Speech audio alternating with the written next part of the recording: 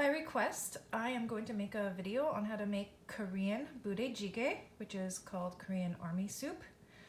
The first thing you would need is some kind of grill, a gas grill for your table, because most Korean people eat their soups boiling.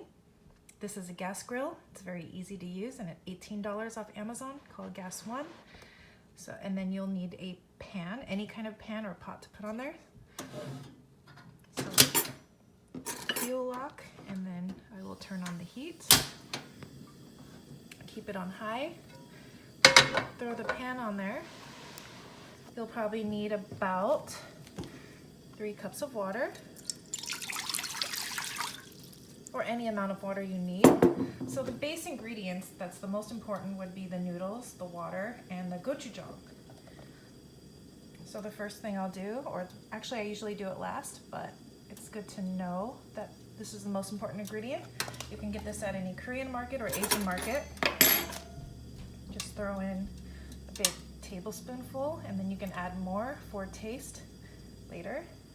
Actually, I want a little bit more. And then you kind of throw all your ingredients all around the pan. You'll need tofu. So my favorite is the soft tofu. It tastes much better than more firm tofu to me. And you'll also need a half an onion. So I kind of have all that ready to go. And then I make like a circle of ingredients. So the tofu will go here. Oh, that's too much.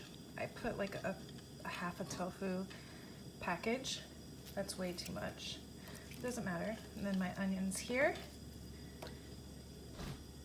I'll also have some chopped garlic and jalapenos, as much as you want. It really doesn't matter what ingredients you put in here. I also like enoki mushrooms. E-N-O-K-I. You can find that at Asian markets. I rip it off. Looks like this. The bottom is gross, so I tear off this part. And then it just looks like that, and you just throw it in. This side looks gross. It doesn't last very long in the refrigerator. And then rice cake. I like there's circular ones and then there's long ones. It doesn't matter which one you get, as long as it says, it doesn't say rice cake, it says tteuk.